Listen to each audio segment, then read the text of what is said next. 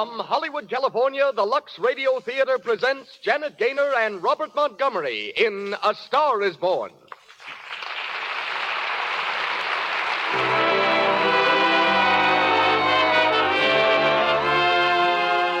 Lux presents Hollywood. Back on the air again after a summer vacation, our first production brings you Janet Gaynor, Robert Montgomery, Lionel Stander, and May Robeson in one of the greatest stories the screen has ever known, A Star is Born. With us also, here on the stage of the Lux Radio Theater on Hollywood Boulevard, we have as guests Sid Grauman, founder and managing director of one of the most famous motion picture theaters in the world, Grauman's Chinese, and John Leroy Johnston, managing editor of Screen Book and Hollywood magazines. Conducting our orchestra is Louis Silvers. And now, I turn the microphone to our producer, discoverer of stars, director of 63 motion pictures. Ladies and gentlemen, Mr. Cecil B. DeMille.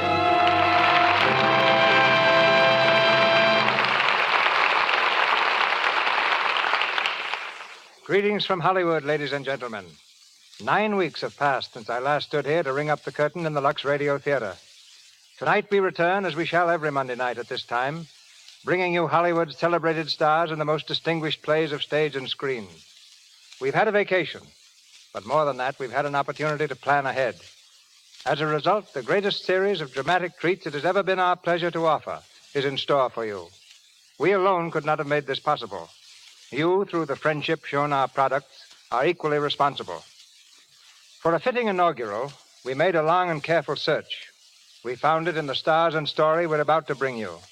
Janet Gaynor and Robert Montgomery in the brilliant Technicolor screenplay from Selznick International Studios, A Star is Born.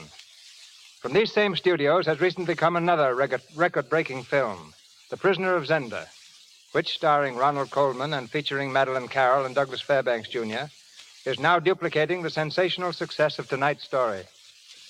Miss Gaynor's performance in A Star is Born is bringing her a national acclaim, approached only by her debut performance several years ago in Seventh Heaven. She was scarcely more than a child then, and if you could see her now, you'd realize she's still a little girl. In fact, there's only 100 pounds and 5 feet of her, topped by large brown eyes and dark red hair. Among her treasures is a little pair of black low-heeled shoes that once pattered from studio to studio as their owner searched for work. They never stopped at my door. I wish they had. As Esther Blodgett, Miss Gaynor makes her first appearance in the Lux Radio Theater. Compared with her, our co-star, Robert Montgomery of Metro-Goldwyn-Mayer Studios, is a veteran. His portrayal tonight of Norman Maine is his fourth on our stage. Bob's popularity wherever pictures are shown, his versatility in all kinds of difficult roles, leaves me little more to say than welcome home to an old friend of our theater. Bob's new MGM picture with Rosalind Russell is Live, Love, and Learn. Lionel Stander resumes the role he played on the screen, Libby, the publicity man. Also from the original cast as Granny comes that actress now in her 54th year of trooping, May Robeson. Lou Merrill is heard as Oliver Niles. And now for our play. The Lux Radio Theater returns to the air, bringing you Janet Gaynor and Robert Montgomery in A Star is Born.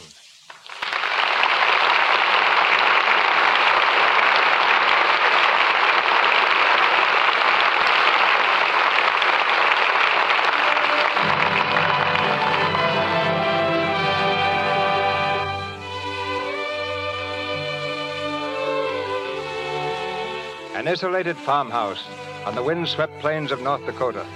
The house is silent, sleeping, but moonlight streams through the window of one of the upstairs rooms, where a young girl is still awake. She lies across her bed, sobbing quietly into the pillow. The door is inched open, and an elderly woman in an old flannel wrapper calls to her softly. Esther? Esther? Yes, Granny? Oh, I thought you'd still be up. Oh, now stop crying. That isn't going to do you any good. Oh, I'm crying because Aunt Mattie and Alec and everyone else in this family makes me so mad. Aunt Mattie, Alec, fiddlesticks. They're not important. You're the only one who counts. Oh, but I could be an actress, Granny. I could be. And I'd go to Hollywood, too, if I had the chance. But they just laugh at me. Because I want to make something out of myself. They think it's funny. Esther, Everyone in this world who ever dreamed about better things was laughed at. Don't you know that? Oh, I suppose I do, but... But there's a difference, dear, between dreaming and doing. You modern girls give me a pain. Why, when I wanted something better, I came across these plains in a prairie schooner with your grandfather. And don't think for a minute it was easy, Esther Blodgett. We burned in summer, and we froze in winter. We used our guns when we needed food and then fought the Indians to keep it. But we kept on going, and we didn't complain because we were doing what we wanted to do. Can you understand that? Yes, I can. Could you do it? Could you do it even if it broke your heart? Because for every dream that you make come true, you'll pay the price in heartbreak. I'm not afraid, Granny. All right, then. Here, take this money. Oh, but Granny... Go on, and go to your Hollywood. But I can't take your money. And why not? It's your savings. Well, I haven't got anything to save up for now, except my funeral. And I'm never going to die. Oh, Granny, how can I ever thank you? Good night. Oh, Granny, Granny, darling.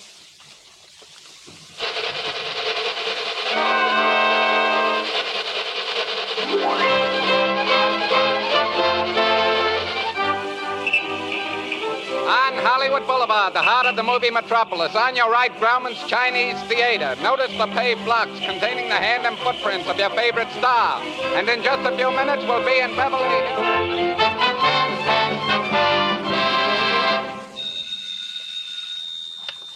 Hello? Oleander Arms Apartments. Yeah, we got a vacancy. $4. Running water, convenient to all studios, and you can look at it whenever you want. What do? Huh? Listen, wise guy, don't waste my time. The ad said no cowboys. Good afternoon. My name is Esther Blodgett. Mine's Randall. Day, week, or month? Well, it's a little hard to say. You see, I'm going into the movies. Well, take it for a week. It'll break the jump to Beverly Hills. Sign here. Are all the studios really near here? All except Gaumont British. I suppose the best way to get a job is to go straight to the studios, isn't it? Oh. I haven't any illusions, you know. I'm perfectly willing to begin with a little bit of a part, or even as an extra. $4, please, in advance.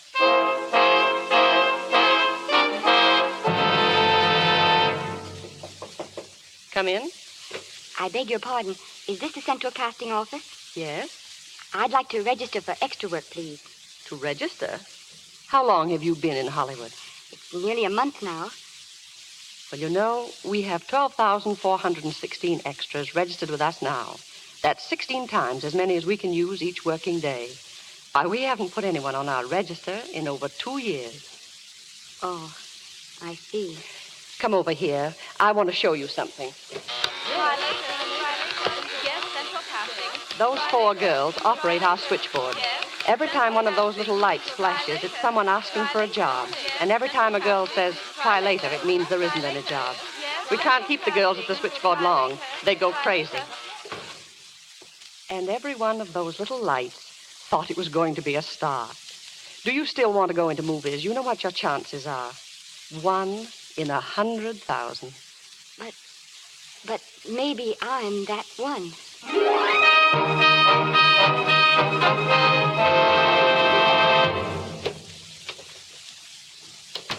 Afternoon, Miss Blodgett. Any phone calls for me, Mr. Randall? No, Jesse Lasky and Sammy Goldwyn must be writing you letters instead. How was their luck today? There wasn't any. Well, maybe you don't go at it right. If I haven't learned in 3 months, I guess I never will. But I'm not giving up. Hey, Esther. Hello, Danny. Hello, McGuire. How's the big assistant director? And say, how's about some rent? Never mind that. Listen, Esther, I got to speak to you right away. Come in the parlor. Danny, what's the matter? Remember when you first came here, I said I'd keep my eye out for a job for you? Well, believe it or not, I've got one. Oh, Danny, that's wonderful. When do I go to the studio? Well, you don't exactly go to the studio. Oh, it's on location. Well, it isn't exactly on location either. It isn't really a movie job at all. It's to be a waitress. Oh. Yeah, well, it is kind of a movie job in a way if you look at it right. You said it was a waitress. Yeah, but it's waitressing for Casey Burke, the big director over at our studio. He's throwing a party tonight, and there'll be a lot of big people there. I'll bet there'll be any number of big directors. And if you're there, maybe they'll notice you. I could make them notice me. Sure you could. This is your chance, Esther. My chance. All right, I'll do it, Danny. Good girl.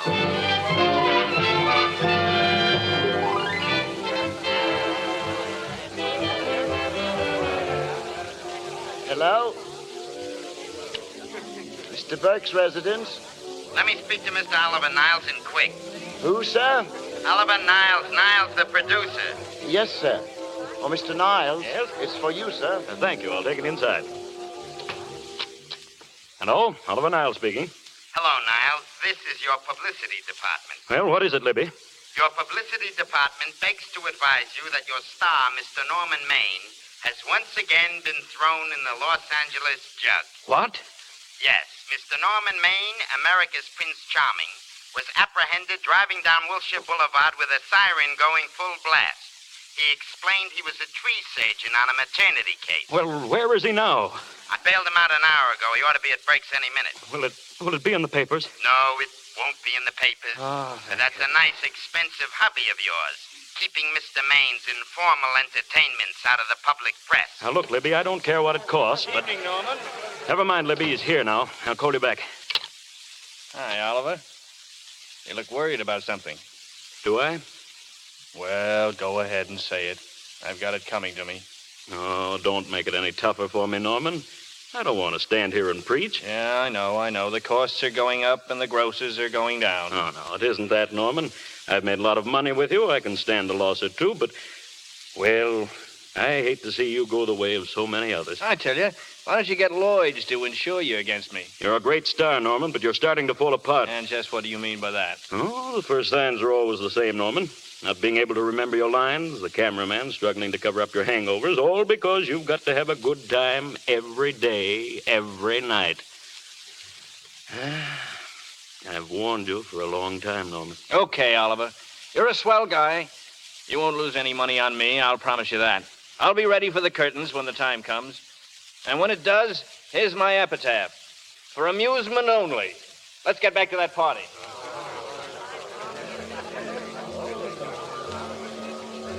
Hors d'oeuvre, Mr. Maine. The caviar's very good. No, thank you. Oh, yes, please. Very beautiful. I mean, very good. Never seen you around here before. I'm just working for the night. Hey, come back here. Starving. Oh, let's see. Which would you take? Well? I believe I'll take caviar. Norman. Hi, Anita. Where have you been? Looking for you, mostly. Come and join the party. Wait a second. Caviar, anchovies... Oh, take the tray away, please. Mr. Maine doesn't care for any more. Do you, Normie? No, Normie doesn't care for any more.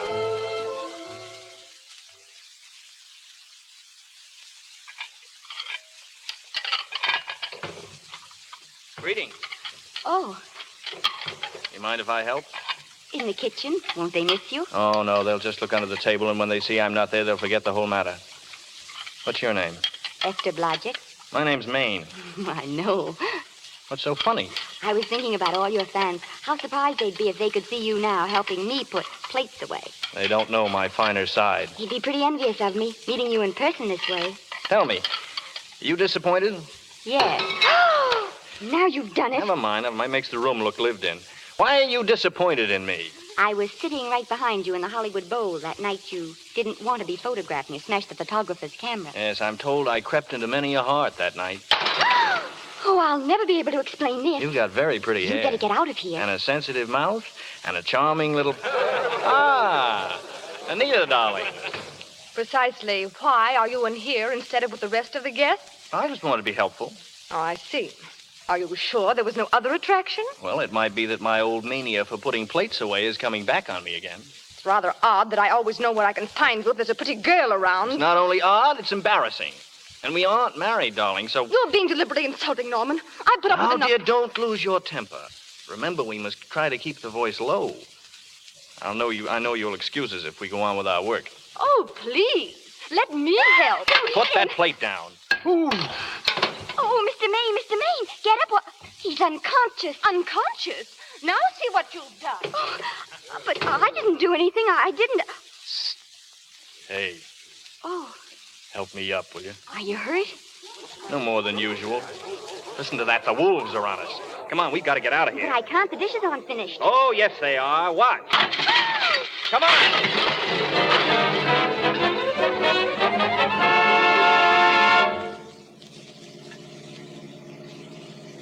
That's my house, Mr. Maine, the one with the oleander bush. Oh, right. Well, I'll bet I know what you're going to say now. what? Good night.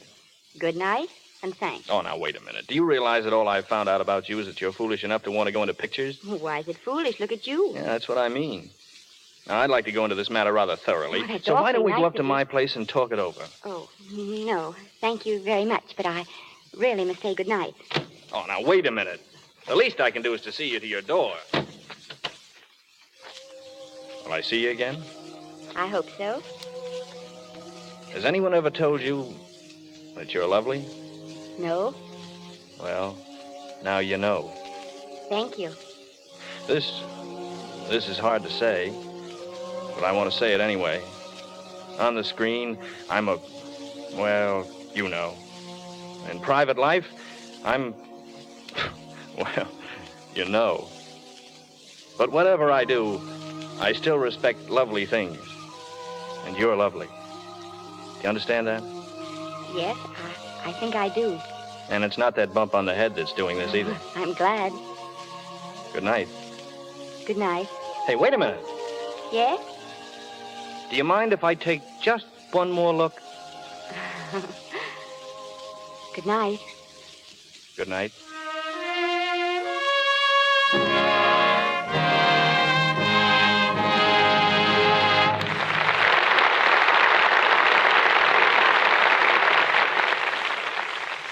The Lux Radio Theater presentation of A Star is Born continues in just a moment. In the meantime, let's imagine we are in the living room of an American home. A husband and wife are listening to the Lux Radio Theater. It's intermission time. Oh, this is a marvelous play, Joe. Sure is, but then I go for Gaynor anytime. She is lovely. Come to think of it, she reminds me of you a little. There's something about you that... Joe, if I'm anything like Janet Gaynor, the only resemblance is in our complexions. I take care of my skin the same way she does, with Lux toilet soap. It's really that good, is it? Good. It's a soap with active lather. It really gets your skin thoroughly clean. Thoroughly clean? What do you mean? Well, if you let dirt and stale powder and rouge stay on your skin, they work in and stop up your pores. That ruins the complexion. Your pores get enlarged. Haven't you ever heard of cosmetic skin? Cosmetic skin? What's that? Well, who is there who has it? Oh, Sally Hanford. You know how dull-looking her skin always is. Pity she didn't know about that soap you use. One look at you ought to sell Lux soap to any girl. Shh. Here comes the second act. Robert Montgomery, Janet Gaynor, Lionel Stander, and May Robeson continue in A Star is Born.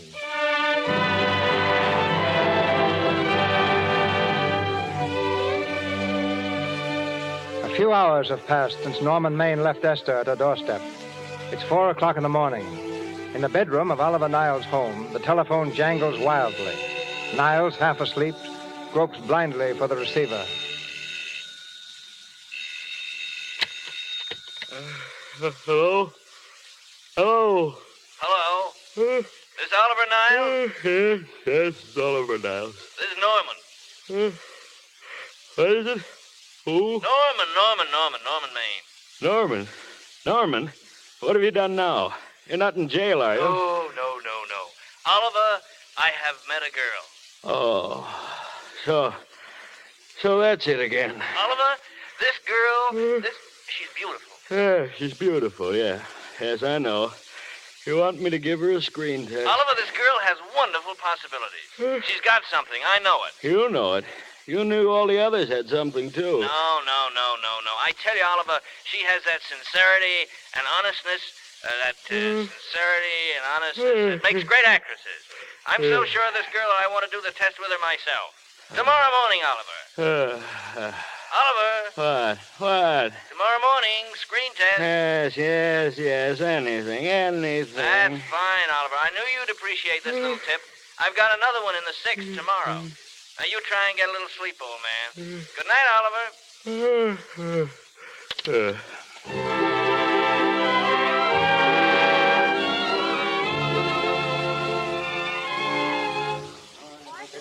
too hard? Get that inky spot in. All right. This is just a test, gentlemen. Get going. All set, Mr. Burke. All right, then, let's take it. Ready, Norman? Ready? Ready, Miss, what's your name? Esther Blanchard. Okay. He'll soon know your name, Esther. The whole world's gonna know it. But I'm so scared. Maybe I better not try it today. Oh, come on now, don't be foolish. They all had to go through this. Crawford, Lombard, Myrna Loy, and Esther Blanchard. All right. I'm ready. All set, Burke. Quiet. Quiet, this is the take. Roll 'em. Quiet, everybody. Speed. Action.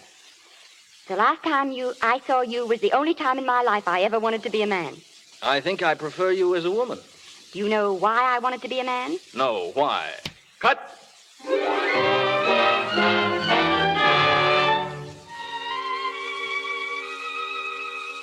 Just sign right there, Miss Blodgett. There, Mr. Niles. That's it. Thank you. Thank you, Mr. Niles. I may as well tell you that my whole organization thinks I've gone a little nuts to sign you. Maybe they're right. I hope they aren't. Well, we won't know either way for a while, will we? You look like a nice girl. I think I'm going to like you. That's not important. I think the public will like you. That is important. I know it is. We're going to change your name, of course. Esther Blodgett is, well, you understand. From now on, your name is Lester. Vicky Lester. Vicky Lester. Vicky Lester. Why, it's beautiful. Good evening, everybody. This is Billy Moon, your own Billy the Hollywood Star Chaser. Flash. Oliver Niles Studio discovers a new starlet, a Cinderella of the Rockies. Her name is Vicky Lester. Those who have peeked tell me she couldn't be more Davoon. She's putting in her training period now, and in a few months we may get a look at those fair features. The best of luck to Vicky Lester from her future fans.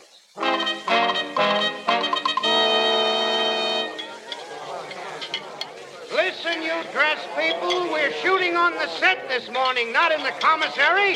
Shake it up! Shake it up! Morning, Mabel. Good morning, Mr. Maine. What'll be this morning? Oh, the usual, Mabel. Orange juice and bicarbonated soda. Make it 2 bicarbs, but it was a very successful party last night. Acme Trucking Company. No, the Mr. Smith is not in. Hello, Acme Trucking Company. No, Mr. Smith's not in. What goes on over there? Vicky Lester. She's rehearsing again. Bring that stuff over to her table, will you? Acme Trucking Company. No, Mr. Smith is not in. Hello, Acme. No, Smith ain't in. Acme Trucking Company. I'd like to speak to Mr. Smith. Mr. Smith is not. Oh, Norman. What's this between you and Smith? I've got a part. It's one line, but it's in a picture. Oh, so it's ambition that made you break that date with me last night, eh? Well, I had to be here so early this morning. Yeah, so did I. I had to stay up all night to make it, too. You started your picture, haven't you? Oh, we're still in the testing stage. Can't seem to find a girl for the lead. Gee, you think with all the girls there Yeah, are... but this girl's got to be different. She's got to be little and cute and sweet and... Well, blow me down. What? Well, close these tired old eyes. Norman, what's the matter? Come on, hurry up. Where are we going? Oliver Niles' office, on the run. I tell you, Oliver, it's surefire. You've gone through the whole casting directory, haven't you? I'll work day and night, Mr. Niles. And I'll work with her, Oliver. I can be mean or nasty or anything you want, Mr. If Niles. she clicks, Oliver, you've got a star overnight. Well, what do you say? Okay, she's in. Esther, she's fainted.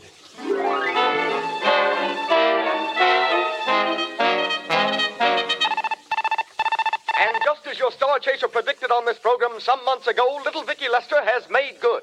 Just how good was known early this evening after the preview of her first picture in which she plays a featured role opposite Norman Maine. Norman may be starred, but he is decidedly not the main attraction.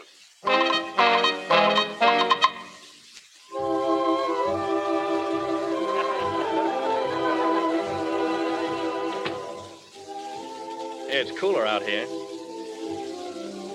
You see those lights, Esther? Down there? That's Hollywood. It's wonderful, isn't it? A crazy quilt. No, that's a carpet spread for you. It's yours from now on, you know. It's come, Esther. A star is born. You'll have everything in the world you want. And I hope it'll make you happy. Hasn't it you? Well, there's one thing I've never had. Lots of times I've told myself I'd found it, but I always knew I was lying. Still, I never stopped looking for it. Maybe it'll come. I think it has come, Esther. And I wish it weren't too late. Oh, but it's not too late. You can't throw away your life the way I've thrown away mine and have anything left that's good enough now. You can. Norman, you can. Oh, you mustn't tell me that, Esther. I'm so afraid I'll believe it. I want to, Norman. I want you to believe it because I love you, too.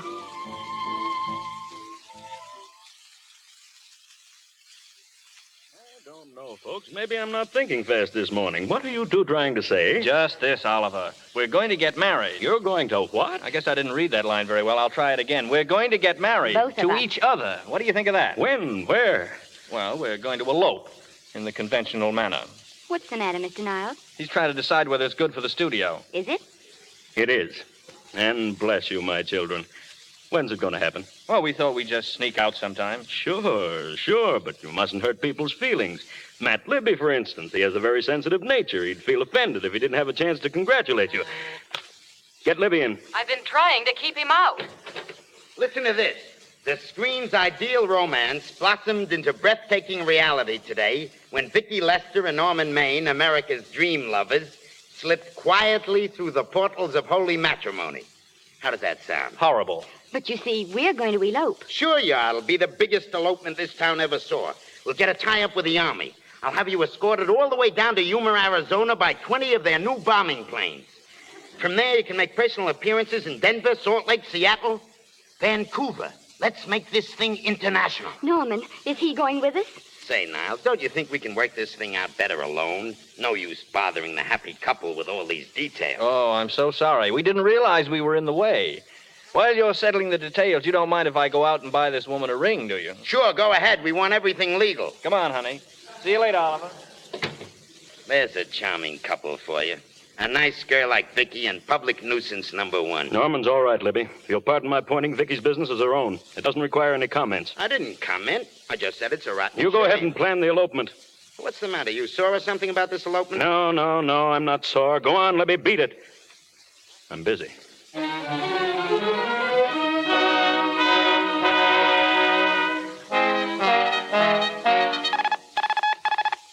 And here's the Hollywood question mark for this week, folks. What famous star, since his marriage to another famous star, has turned over a brand new leaf and is now taking a non-alcoholic honeymoon?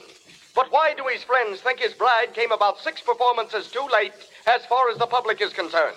Because the star's last 6 performances have been what is politely known as turkeys, box office flopolas. Yes, sir, folks, it was a gay life and a short one.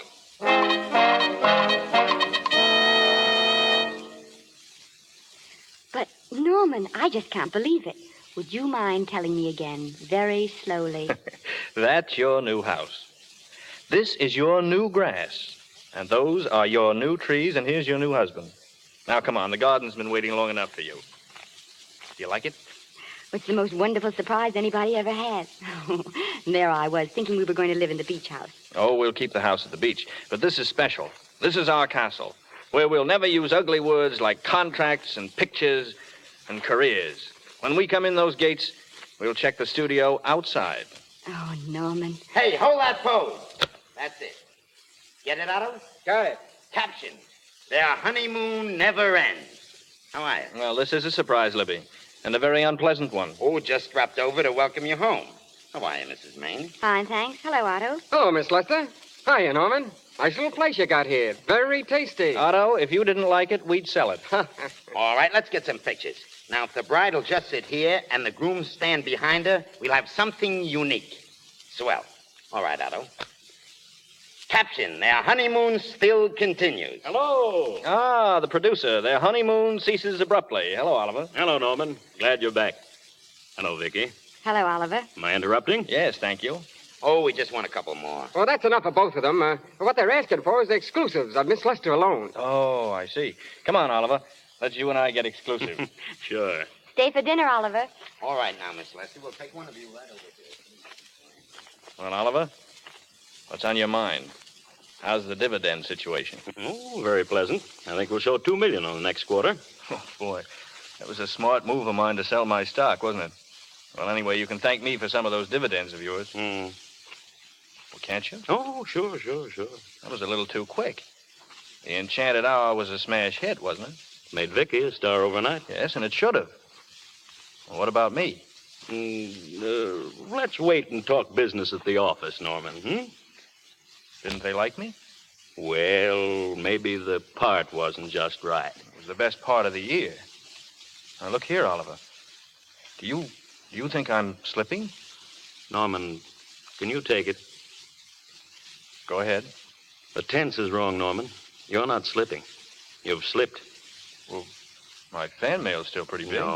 Norman, fans will write anybody for a photograph. It only costs 3 cents for the stamp. That makes photographs cheaper than wallpaper. But every quarter they pay for a theater ticket. Buys them the right to be a critic. Your last few performances, Norman, haven't pleased your critics. Oh. Remember I told you I'd be ready for the curtains when the time came? Well, here it is. Let's call off the contract, and no hard feelings. Oh, we're not quitting yet, either of us. There's no explaining these things. We've all seen how quick the public turns. Well, maybe we can turn it back.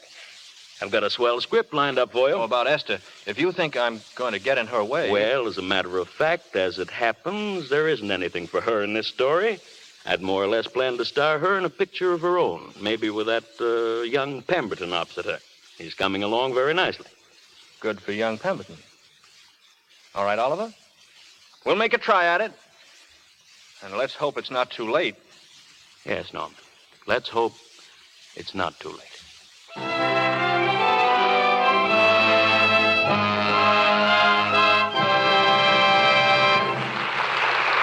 We pause for station identification. This is the Columbia Broadcasting System.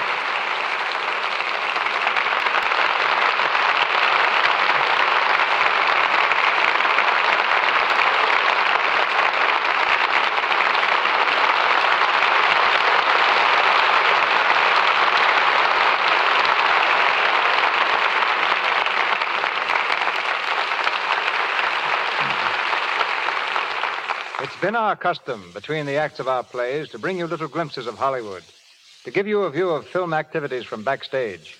We continue that custom with a word from John Leroy Johnston, Western manager of Fawcett Publications and managing editor of Screen Book and Hollywood magazines. The last time we met, he interviewed me. Tonight, with the tables turned, I'll drop my first question by asking Mr. Johnston what he'd like to be interviewed about.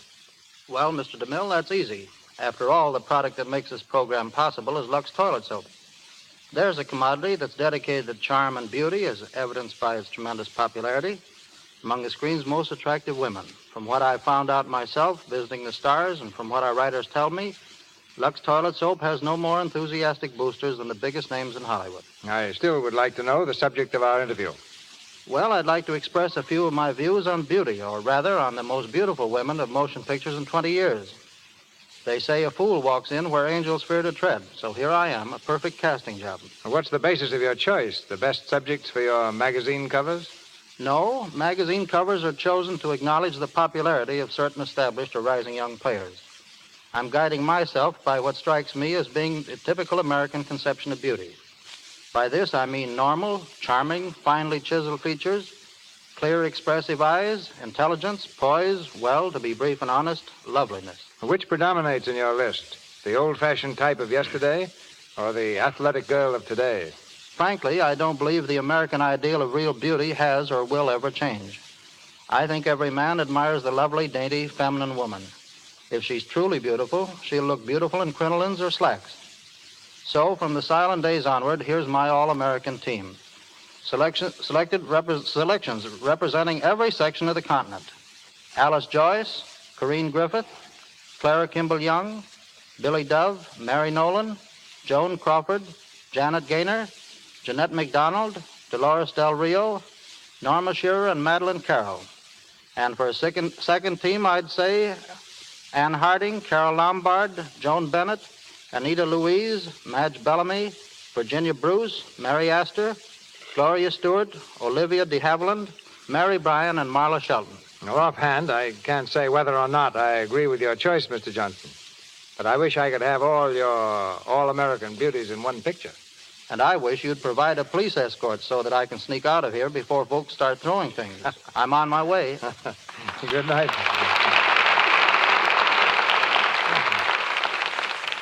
Back to Robert Montgomery, Janet Gaynor, Lionel Stander, and May Robeson in A Star is Born.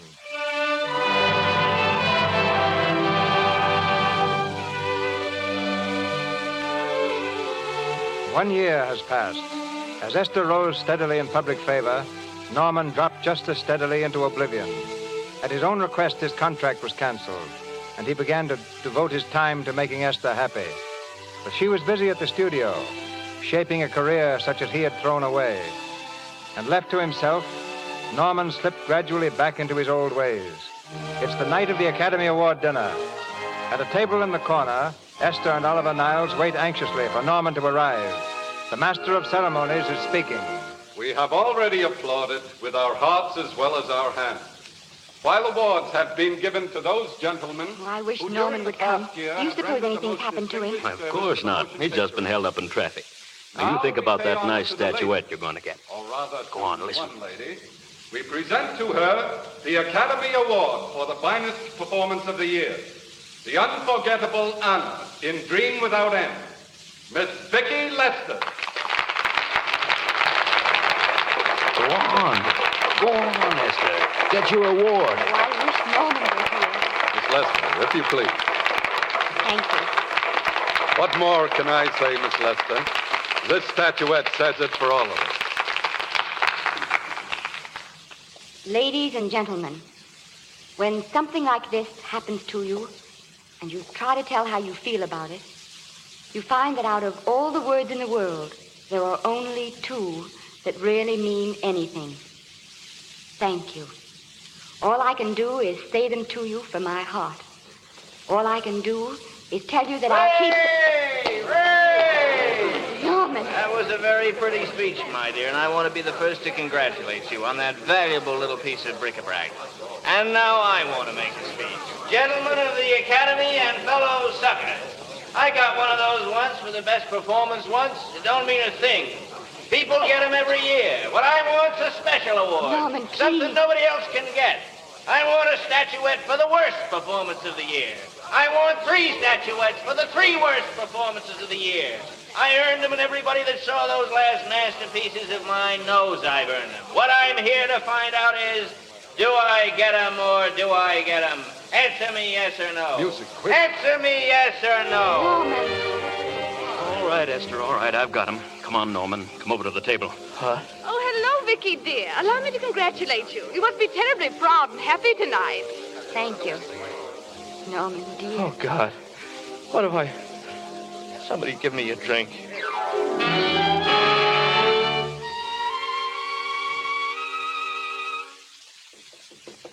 Who is it? Oliver Niles calling. Oliver, come in.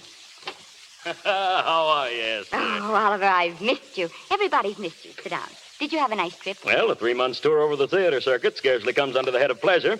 By the way, they're screaming for your pictures all across the country. Miss Lester, if I may talk shop, you're a knockout. Thank you. That's good to hear. You've been crying. A little? Why? Why, I guess maybe I'm a little worried about this next picture. Oh, you needn't be. I've seen the first week's work. You're headed for another Academy Award this year. How's Norman? He's trying awfully hard, Oliver. Has he been... Is he all right? He's gone to a sanatorium. You see, he really wants to stop drinking, and I think he could only... Well, perhaps if he were going to work again, it'd be some encouragement. Oliver, could you do that? I might be able to manage it. Oh, thank you. But he mustn't ever know I told you. He won't know, Vicky. And you mustn't worry. I want you to be good in this picture. I'll try, Oliver. That's the least I can do for you.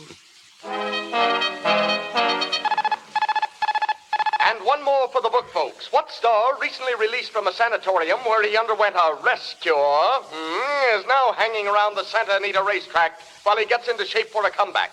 Your guess is as good as mine, and mine's no guess. What are you fixing for today, Joe? Hello, Charlie. Well, hello, Mr. Maine. Haven't seen you in a long time. Oh, no, I've been resting. Ginger ale, please. Ginger ale and what? Ginger ale and ginger ale. A new leaf? A whole new book. Thanks. Shake it up, Charlie. Hello, Libby. Why, it's Mr. America of yesteryear. Do they let you wander around now without a keeper? I'm a trustee now. I didn't expect to find you here at Santa Anita. What do they do with the actors when you're away? Oh, they cut them in slices and fry them with eggs. I suppose you'll be here all the time, now that you've retired from the hurly-burly of the silver screen. Well, we're staying down at the beach house now, and it's pretty lonesome with Esther away working all day. Well, I wouldn't squawk about that if I were you. It's nice somebody in the family's making a living. Say, go a little slow, Libby. I don't want to forget we're friends. Friends, my eye. Listen, I got you out of your jams because it was my job, not because I was your friend. I don't like you. I never did like you. Nothing made me happier than to see all those cute little pranks of yours catch up with you and land you on your celebrated face. Pretty work, Libby. Always wait till they're down and then kick them, eh? Say, listen, you fixed yourself nice and comfortable. You can live off your wife now. She'll buy the drinks and put up with you even if nobody else will. Why, you... Take a swing at me, will you? Get up, you four-star ham, and I'll knock you down for keeps. Get up, get up and get out of here. Don't bother to throw him out. He's harmless. Well, all right, Mr. Libby, if you say so. Sure, let him go. What can he do? He can't fight any better than he can act. Sixth race, coming to the post. You okay, Maine? Yeah. Yeah, I'm okay. Give me a scotch. Double.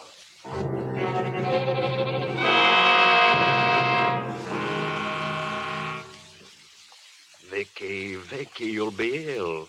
Why don't you try and get a little sleep? But he's been gone 4 days. 4 days and not a word. Oliver, I can't. I just can't. Will you? Surely. Hello? No, this is Oliver Niles speaking. What? Oh, thank heaven. Where? In the night court. He's all right, Vicky. He isn't hurt. I'll go right down and get him out. What is it? What's wrong? He's been arrested on a disorderly conduct charge. I'm going with you. Oh, Vicky, please, it isn't any place for you. If it gets in the papers... What do I care about the papers? Norman's in trouble, and I'm going to him.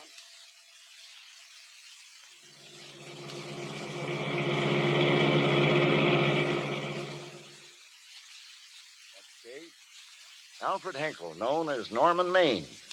Where is he? Here. Drunk and disorderly. Crashed car into tree. Resisted arrest and injured one of arresting officers. How do you plead? Guilty. Were you Norman Maine, the actor? Yeah. You've come pretty low, haven't you? 90 days in the city jail. Wait, please. Your Honor, I'm his wife. Yes, I recognize you, Miss Lester. Please, I promise you, Judge, this will never happen again. I'll be responsible for him if you'll just not send him there. Do you realize that this man, when drunk, is obviously a menace to public safety? Yes. You realize, too, the responsibility you would be assuming to the court and to the Commonwealth? I do. Very well. Sentence suspended. Prisoner remanded to custody of wife. You may take him home, Miss Lester. Norman, are you all right, dear? Yeah. I'm so tired, Esther.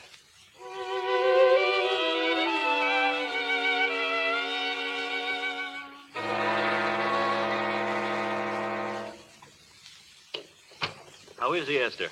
Talk low. He's still asleep in there. Oh, well, that's the best thing for him. Oh, it's awful to see this happen to someone you love and know in your heart that it can't get any better. You still love him, Vicky? Or do you just feel sorry for him? Oh, it's so hard to tell where one leaves off and the other begins. I only know that all I can do now is stay with him and try to help him. So will I, Vicky. Between us, we'll take care of him. You're very fond of him, aren't you, Oliver? I'm very fond of both of you. That's why I know you'll understand what I have to tell you. And I think that after what happened last night, you already know what it is. I can't do any more pictures. I'm going away for good.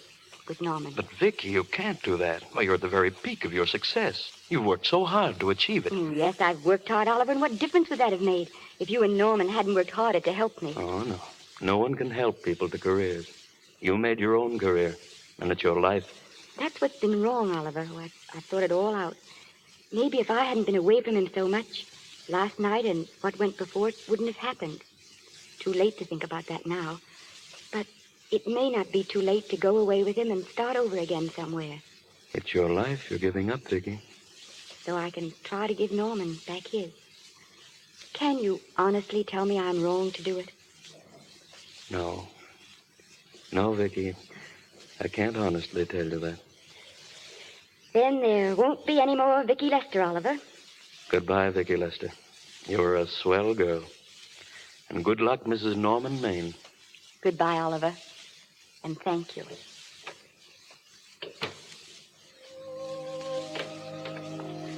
Norman.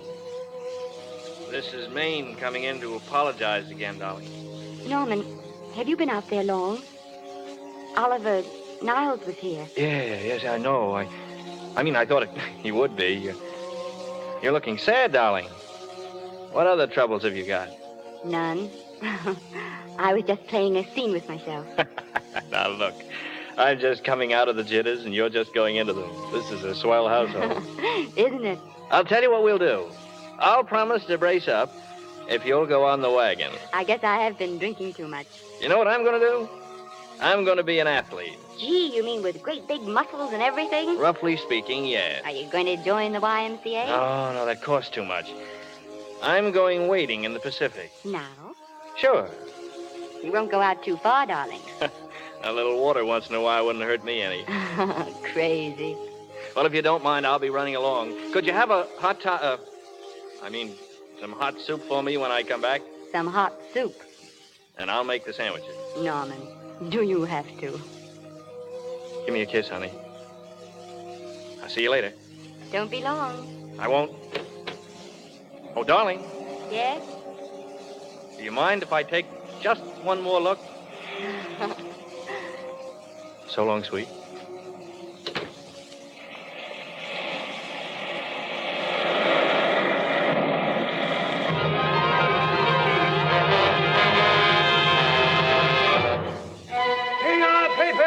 Norman Maine drowned. Read all about it. Norman Maine drowned at Malibu Beach. Paper! Norman Maine commits suicide.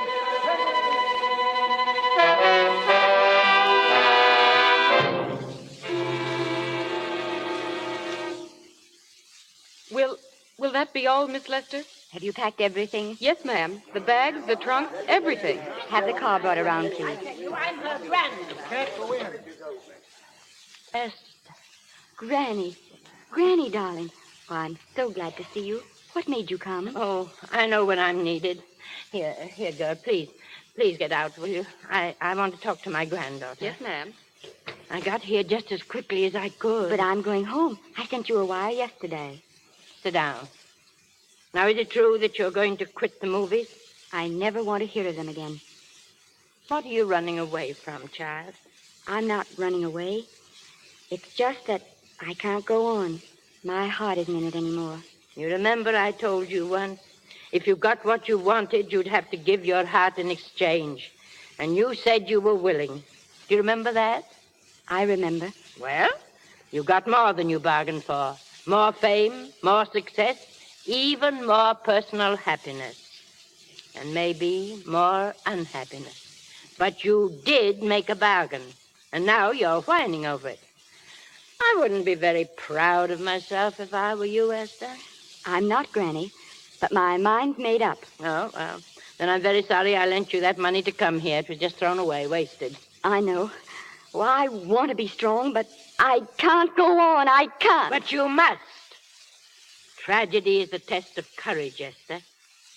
I never knew Norman Maine. He was sweet to me in the letter he wrote when you were married. He said that you told him how much I had meant to you. And I know how much you must have meant to him.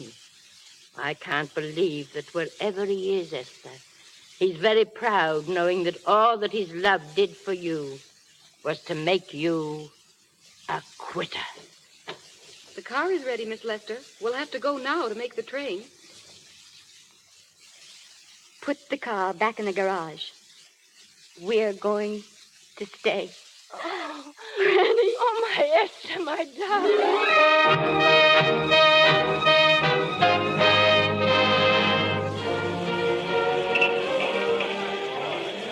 Yes, ladies and gentlemen, it's a great occasion. The entire picture industry has come to the Chinese Theater for this opening tonight.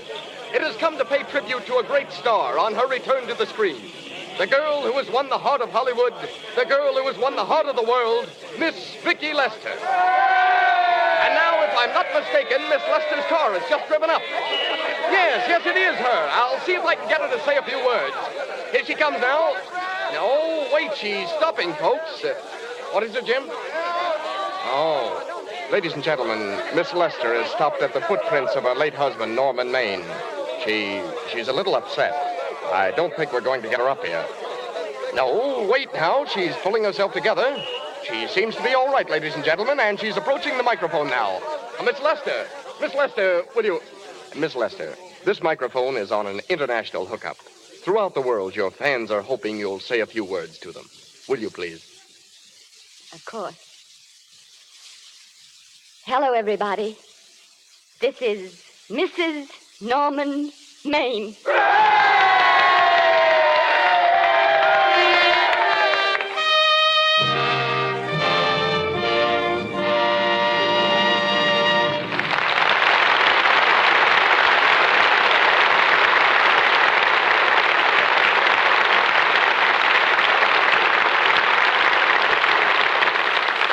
For their splendid performances, our thanks to Miss Gaynor and Mr. Montgomery, who will return in a few minutes.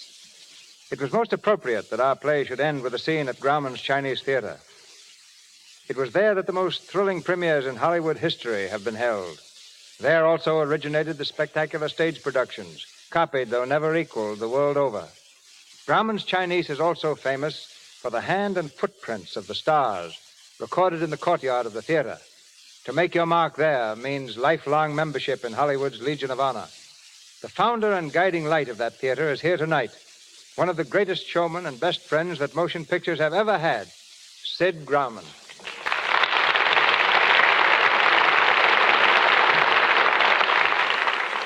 Sid, how did you happen to get that idea of the hand and footprints?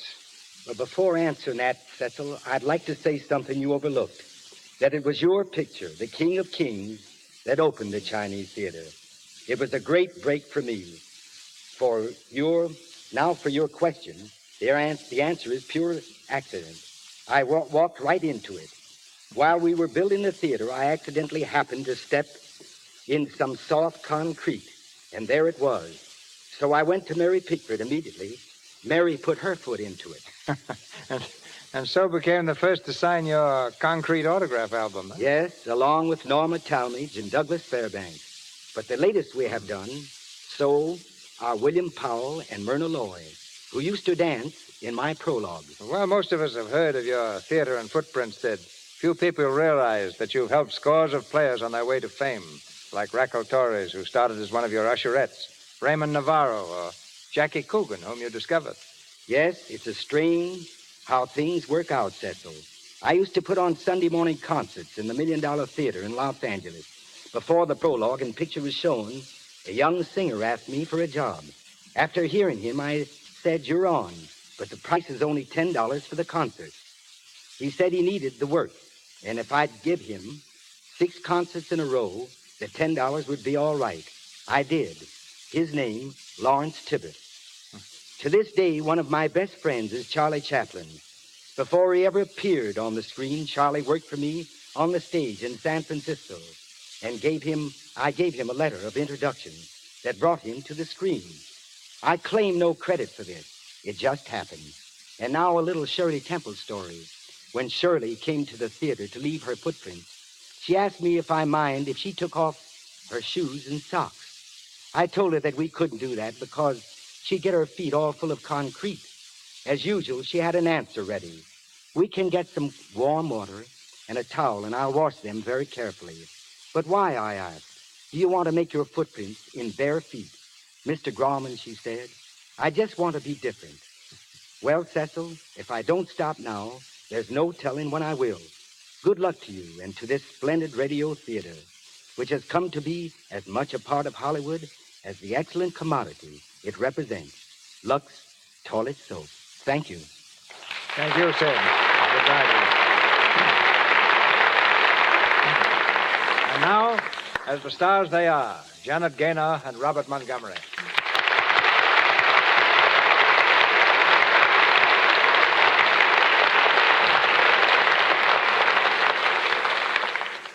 I'm glad to be able to take this curtain call, Mr. DeMille, because it gives me a chance to say something that I really want to say as regards A Star is Born.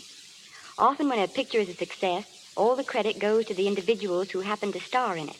We're inclined to pass by the off-screen personalities who made that picture possible. To Mr. David O. Selznick, the producer of A Star is Born, and Mr. William Wellman, who so brilliantly directed it, and all the others who contributed, I am very grateful. But now, what about Mr. Montgomery? I hear some talk around town that you're to go east. Yes, Montgomery the actor is about to become Montgomery the farmer. I'm going back to the farm for a spell. Yes, you told us that some months ago, and you haven't reached there yet. I'm beginning to think that your back to the soil movement is just a fable. At least it provides Bob with some swell stories about that neighbor of his back there, Zeb Davis. Zeb is on the way to becoming a national character. What's he done lately, Bob? Well, Zeb probably won't speak to me for telling this one on him, but here goes. Zeb has a wife who likes to keep him, well, shall we say, under control. Not long ago, she decided that Zeb ought to get a new car. Zeb couldn't quite figure that out because the one he had was only 11 years old. So he got a new car. Well, the Davises were having a little party one night when Mrs. D told Zeb to drive to town for some ice cream and to be very careful of the car. It's a 16-mile trip, and Zeb sort of hit her up on the way back. He was just about to turn up the road to the house when he stepped on the gas instead of the brake. He ran into a ditch, turned over a couple of times, and ended up with the car on top of him and the ice cream in his hand. A couple of the boys ran up and tried to pull him out, but Zeb was stuck. He didn't say a word until the boys started to get the car off him, and then he let loose. "Leave me alone," he hollered. "Leave me alone and get that ice cream home before it melts. There's enough trouble around here as it is." That's very good, Bob. I hope you'll find Zeb completely recovered and with a lot more stories. As you said, Mr. DeMille, this was my first appearance here. But really, I felt quite at home because I'm well acquainted with the products behind this program. I'm happy to say that Lux Toilet Soap has been in my dressing room and in my home, too, for several years. I wouldn't be without it. Thank you, Janet. And you, too, Bob, for launching our program in such distinguished fashion. Thank you, Thank you. Good night. And thank you, Mr. DeMille. Ladies and gentlemen, this is your announcer, Melville Ruick. News of next week's thrilling show comes to you in just a moment from Mr. DeMille. Assisting in tonight's cast were Lou Merrill as Oliver Niles, Chester Clute as Pop, John Gibson as Danny McGuire, Margaret Brayton as Anita, Edwin Max as Master of Ceremonies, Forrest Taylor as Judge, Frank Nelson as Moon, Lucille Meredith as Maid, Grace Kern as a waitress, Myra Marsh as Miss Phillips, Sidney Newman as Director, James Eagles as Otto, Gil Patrick as Police Officer, and Ross Forrester as a photographer. Miss Gaynor and Miss Robeson appeared through courtesy of Selznick International Pictures, Mr. Montgomery, Metro-Goldwyn-Mayer, Mr. Stander, Columbia Pictures Corporation, Mr. DeMille, Paramount, and Louis Silvers, 20th Century Fox, where he was in charge of music for the new film, Wife, Doctor, and Nurse. And here is our producer. Not because he happens to be the star of my new film, The Buccaneer.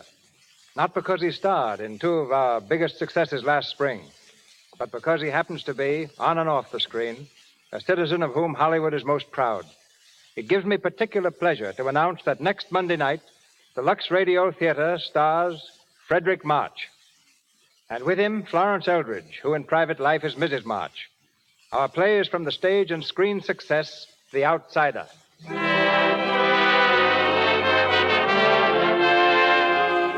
Our sponsors, the makers of Lux Toilet Soap, join me in inviting you to be with us again next Monday night when the Lux Radio Theater presents Frederick March, Florence Eldridge, and an all-star Hollywood cast in The Outsider. This is Cecil B. DeMille saying good night to you from Hollywood. Heard on tonight's program was Afraid to Dream from You Can't Have Everything. This is the Columbia Broadcasting System.